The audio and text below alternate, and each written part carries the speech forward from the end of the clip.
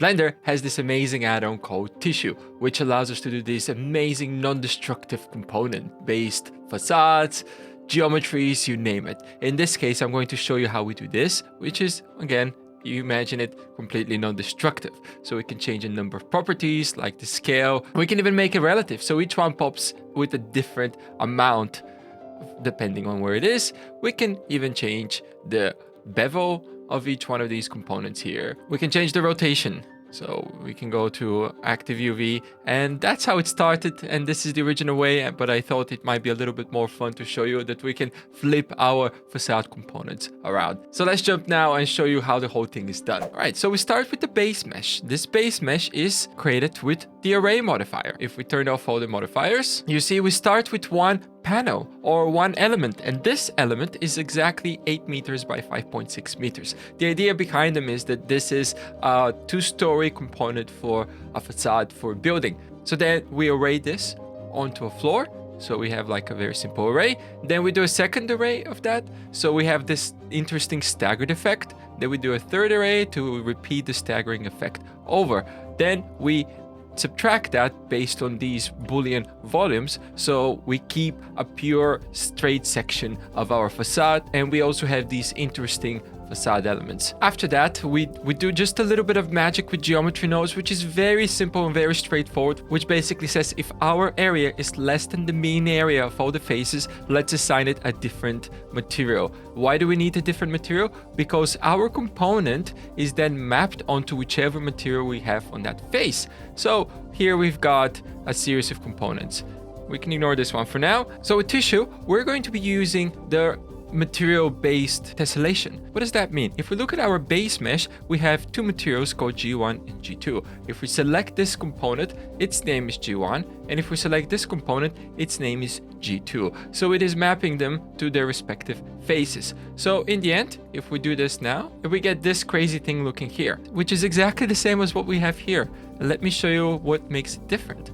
First off, we need to go to the tissue settings in the object data properties, and then we have to change a few settings. So let's make the thickness constant, so they all pop out with the same amount. And then the rotation, instead of default, let's use active UV. This makes sure that all of the faces are rotated the same way. Then we want to shift that a few times to make sure that our rotation is shifting in the correct manner. And I believe 3 is the magic number in this case.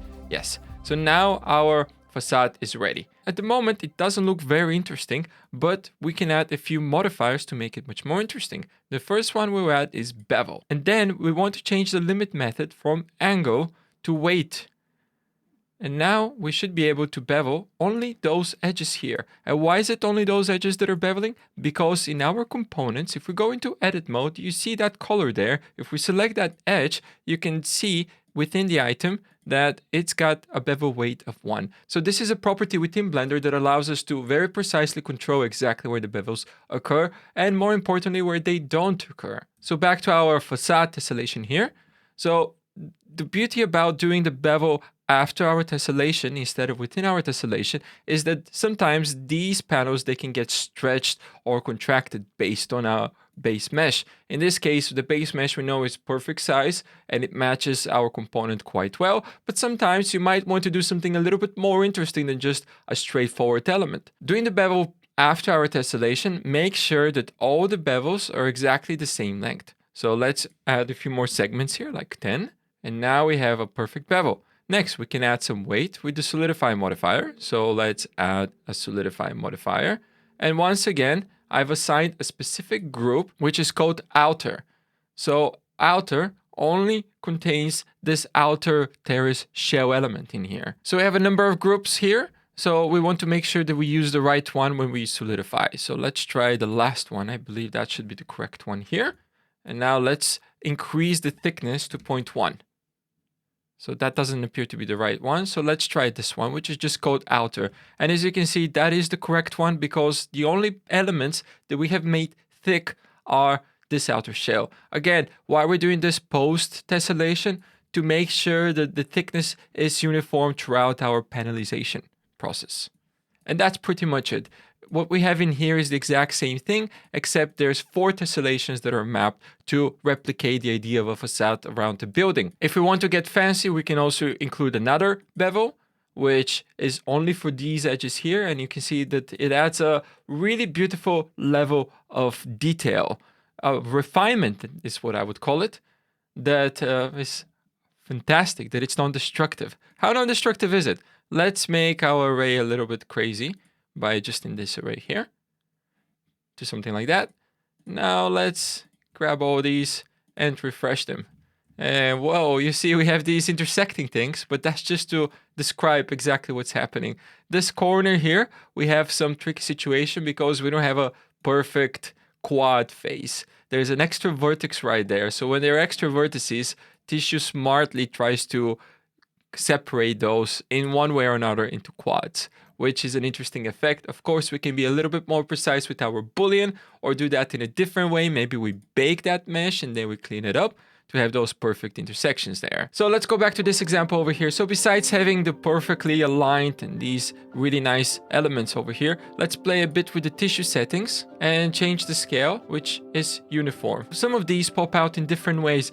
Maybe it's a little bit too random, so we want to most likely keep it constant. But instead of having active UV rotation, let's go with random. And some of these start to rotate in some interesting ways. So we get some components which is more or less the same, and it has the same outer thickness, but within it, there are different things that are happening. So how about we introduce a different variation of this first panel over here, which is exactly the same, and it has this additional block element on the outside of here. So the easiest way to apply this is to rename it to G1. And you see now it says G1, whereas this is just G1.001. So we exchange the names. So now when we refresh our tessellation, we see these panels popping out over here. If we go and keep active UV, you see what's happening. We have these stronger vertical elements that are staggered in this case to produce what we want. Or if we change our base mesh so it isn't staggered, so let's turn this off and let's increase the count over here. And now let's refresh and you see what we have going on there. So it's a very easy way to quickly modify things. But what I find particularly exciting is mixing all of those, right? So we have something that's staggered.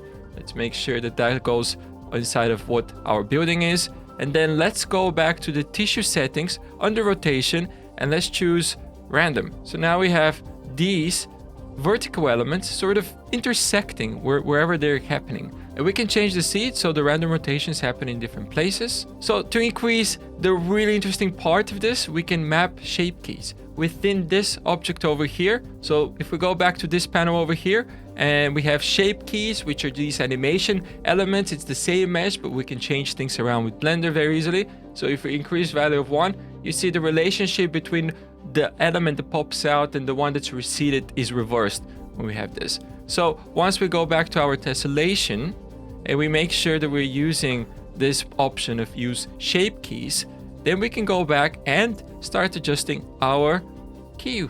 So you see how that relationship starts to change. Again, a lot of non-destructive power is something that's really simple to create and to generate with multiple variations. Thank you very much for watching, and files as always are on Patreon, and see you next time.